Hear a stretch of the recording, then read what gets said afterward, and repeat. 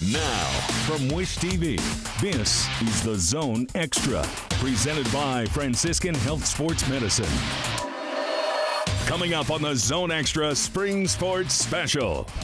After the COVID-19 pandemic canceled the 2020 season, spring athletes return to action. It feels really good. I was really excited for last year, but it didn't happen, obviously. But I'm excited for this year and to just be out here again. It's an emotional season at Center Grove as the softball team pays tribute to a legendary coach. He was always somebody that you wanted to be there for special moments. If he wasn't, it was, I wish Russ was here. Plus, IHSAA Commissioner Paul Neidig joins Sports Director Anthony Calhoun for a one-on-one conversation. And what went on behind the scenes this year as high schools work to keep competition on track? We break it all down. The Zone Extra Spring Sports Special starts now. Hey, good evening to you and welcome to the Zone Extra Spring Sports Special. I'm Anthony Calhoun. After no spring sports last year due to the COVID-19 pandemic, we take a look at a season like none other. As competition returns, coming up, IHSAA Commissioner Paul Neidig. He joins me in studio to discuss all the challenges faced this year. Plus, they are some of the unsung superstars. Charlie Clifford goes behind the scenes with several athletic directors to find out how they were able to give athletes a chance to compete. And it's an emotional season for one of the state's most successful softball programs. Olivia Ray has more on how Center Grove is remembering legendary coach Russ Milligan, and that and much more still to come here on the show tonight. Last year's spring season was wiped out, of course, before it even had a chance to begin. That meant 2020 seniors missed out on their final high school season, and younger athletes were forced to find different ways to stay connected and involved with their sports. As competition returns this year, what did the student athletes miss the most? The bond with their teammates. It's been really exciting. Obviously, when we didn't have a season, we were all pretty devastated, and it took a toll on us mentally and with everything going on. But now that we're able to practice again and have games, it's just been really exciting to be all together. The brotherhood. High school is a lot different than travel, where travel's more individualized and you're trying to get recruited, where high schools, you're trying to win as a team. You do small things for the team. It's so nice. I mean, I love the sport of baseball. Glad to be back out here with all the guys, and I'm excited to see where the season goes. You know, there was disappointment across the board for last year's seniors classes missing out on a season, but the lack of competition has also affected teams and coaches here in 2021. Now, many programs are fielding rosters with much less varsity or even high school experience. In fact, some have said it's almost like having two freshman classes. That means the returning underclassmen have more responsibility than ever. We caught up with several seniors around the area who said they are embracing the importance of strong leadership this year. We didn't have a lot of experience this year just because 2 years ago we had a lot of seniors, so we didn't have a lot of people coming back from varsity. So this year, especially in the beginning, it's been a lot about just figuring out where we're at and learning who can do what in what situation and just kind of coming together as a team. I'm pretty sure I'm the only state champion that's still on this team today, so I try to think back to when I played with those girls and try to incorporate it into like today's games and practices, and try to just have that same relationship that I had with them.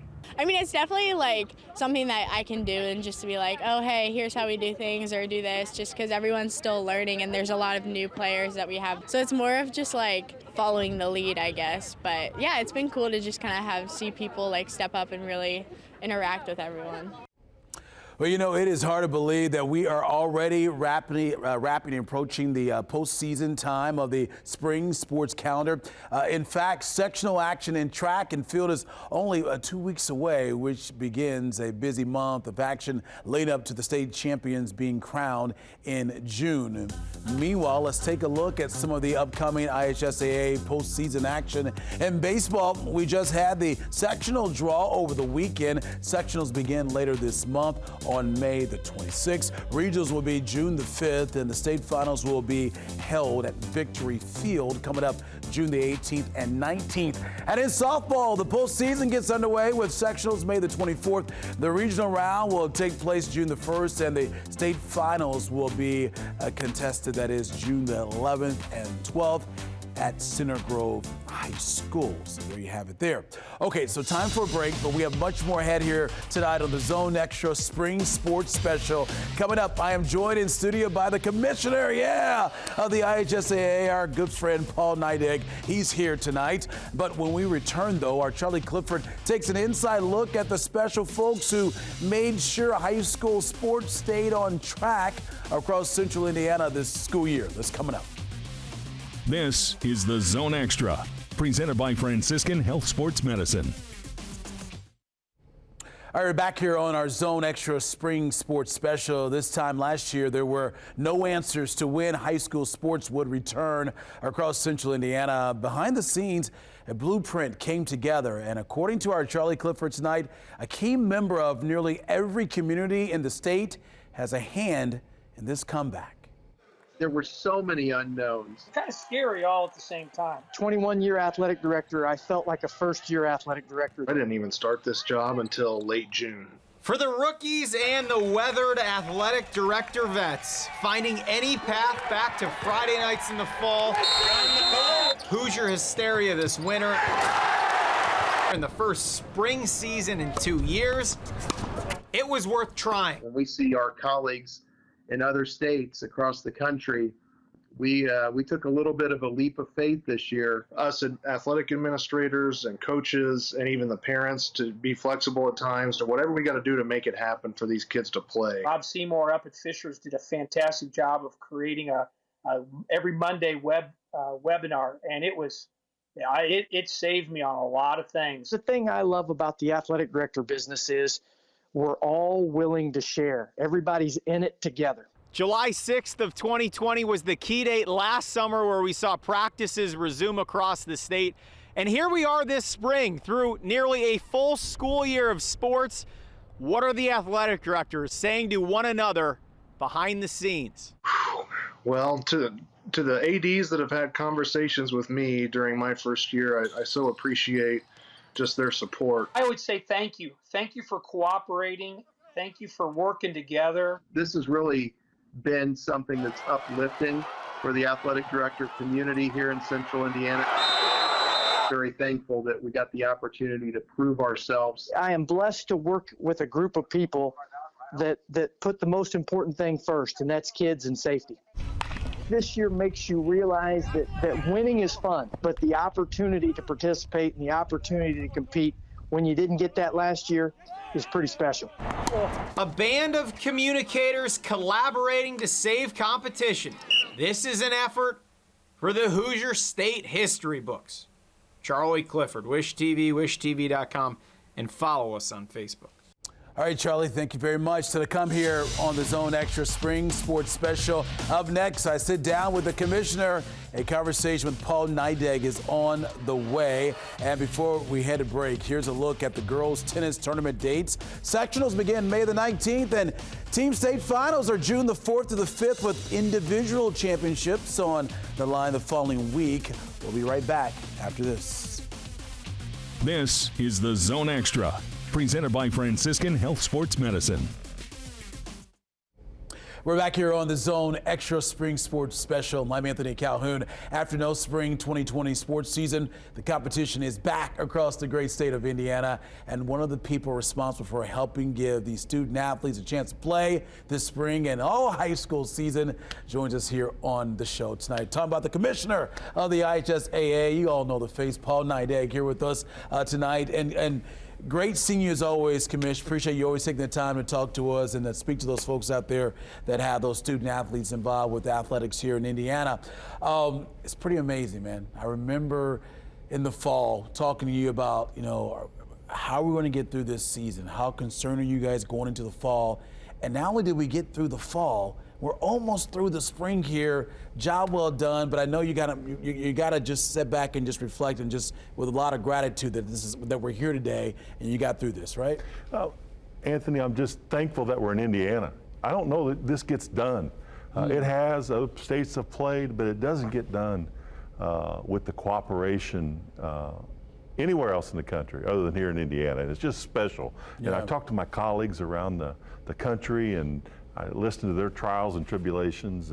And the one thing with working with our state leaders and Governor Holcomb, it was always about how can we get this done? Yeah. And we didn't want to put roadblocks up. We just wanted to find paths to be able to allow kids to play again. And that's what I'm most proud of about. You know, last year was devastating, though, for these student athletes in the spring sports, not getting the opportunity. We saw it pretty much end after the sectionals for boys basketball, and we didn't have the spring, and but now to see these athletes here get a chance to compete and try to win that state championship, I know it's got to make you feel good seeing these athletes out there, right? It does. You know, as I go around and I see kids on tennis courts and softball fields and baseball diamonds and they're out there doing what they love to do. And we know that they're students first, and going to school is the most important thing, but getting ready to compete with your teammates, put that uniform on that has your school name on it, the name of your community. It's such a special time, and give these kids, student athletes, a chance to go back and do that this year is something that we knew was so important, and we're just blessed and happy that we're able to do that. Yeah, you know, safety's number one. We know that. What has yourself, the IHSAA, been able to do to ensure these athletes that they have a chance to, do it the right way, safety first, but also be able to compete and go after that state championship? Yeah, I think the thing that we have to always remember is we can't let up. We know what we need to do to be able to play. We learned that in the fall. We learned that July 6th when we first got back in touch with our student athletes. And now that we're outside, the COVID numbers are coming down, we still have to respect it. We have to respect the pandemic, the virus for what it is, and we got to remain diligent. And as long as we continue to do that, we'll continue to keep the light on for these kids, and they'll continue to get to play. You know, one thing that I've been so impressed with is just seeing, number one, these student athletes coming together. Like, look, hey, got to be smart, got to be responsible, got to wear your mask because we want to compete.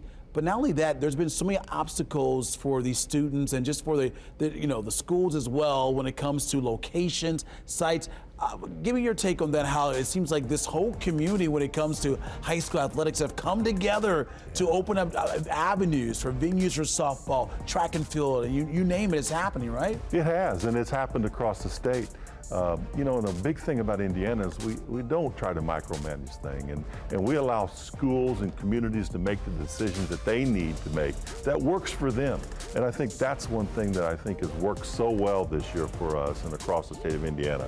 They've, if the school needs some help being able to do something, then their partner, their neighbors, other athletic directors are there with ideas, equipment, facilities to be able to allow them to play. Yeah.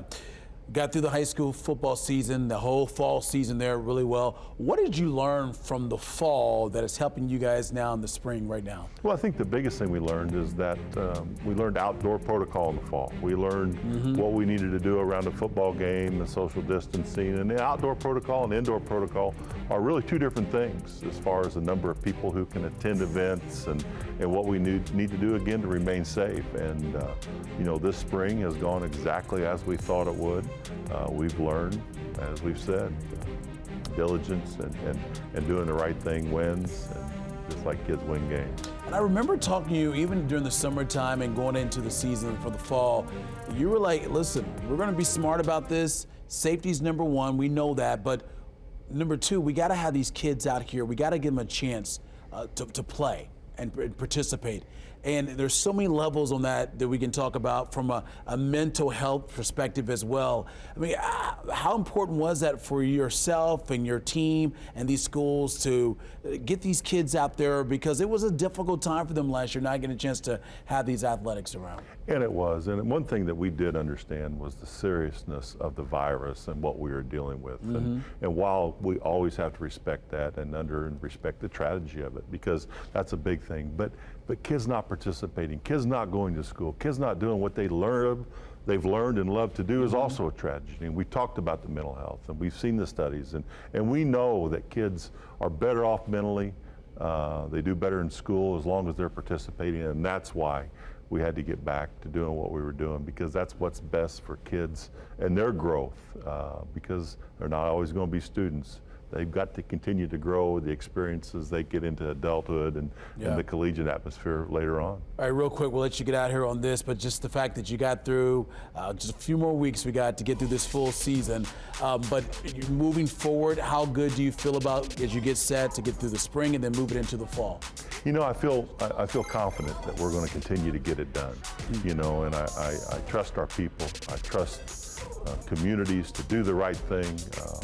A segment earlier about our athletic directors, and I smile when I see those guys, because I know they got the best interests of kids at heart, and they're going to do the right thing in their communities for their kids. And I'm confident in those people and their ability to do the right thing. And we're going to get it done. We're going to play, and we're going to celebrate state championships. That's great. Well, you know what? As I said before, a job well done by yourself, your entire team, the schools, the principals, athletic directors, and the student athletes as well to get this done. And you look back at a lot of states around this country who are not even having the opportunity to play, or they're just starting now. And so for you guys to get it done is amazing. So job well done. Thank you very much. And job well done by you, Anthony, and your team. We appreciate promoting high school kids across the state. I'd love to do it. Great seeing you as always, the Commissioner. Okay, we're going to take a break. When we come back, we got much more coming your way tonight on the Zone Extra Spring Sports Special. Up next, a special nod to an Indiana softball legend. Our Olivia Ray honors the life of former Center Grove coach and teacher Russ Mulligan. And here's a peek at the boys' golf postseason calendar. Sectionals begin June the 4th with regionals the following week starting June the 10th. The state finals will take place June the 15th and 16th. We're back right after this. This is the Zone Extra, presented by Franciscan Health Sports Medicine. Welcome back. Russ Mulligan was a staple in high school softball for the last 30 years before losing his battle with COVID-19 in February. Tonight, our Olivia Ray remembers Russ as Center Grove prepares to dedicate their field to the winningest softball coach in Indiana history. Hall of Famer is a distinction few earn in their respective sports, but an even rarer feat to be given those honors simply for your human nature, because that award is reserved for someone like Russ Mulligan. He had a way of just bringing a group of kids together and obviously winning a lot of championships. To further that from the softball, I don't know if you're aware, he probably holds another record for the most wedding invitations from former players and coaches. The recently retired Center Grove softball coach won an unparalleled 700-plus games in his 27-year coaching career and was still impacting lives as the beloved chemistry teacher for the Trojans until the day he lost his own. Complications from COVID-19 took Mulligan in February at the age of 56. He had a saying that he said a lot. Life is simple, just do the right thing. And I think that resonated through all of us, through a lot of his players. He's a legend in the softball community. You loved him or hated him, but if you hated him, you still admired him. You still respected how he coached. He coached to win. He coached his girls to win, but he also coached the girls on how to succeed in life. I think we'll carry with us that he's with us still. I mean, he's always cheering us on, and we want to do this for him and go to state again and win for him. Nobody in the state of Indiana has coached more softball victories than Russ Mulligan. And while these 5 state championship and 3 state runner-up banners serve as temporary reminders of his success, the Center Grove softball community decided to make this field forever Russ Mulligan's to honor the Trojan tradition that he set in motion. Just amazing to know that he will always stay around on the field too, and he will just always kind of be watching over us. Well deserved, and like I said before, not only the wins, but there is a spirit on that field that a legend that is left from a guy who was just an outstanding person. It's going to be hard to see the field for a while with his name on it, because it brings back memories and stuff like that. But I think as the time goes on, the memories turn into great stories, and then the great stories turn into laughter. Mulligan's mark may never fade, and even more importantly, his impact on Indiana softball has forever changed the game. All right, folks, thanks for watching. Have a great night.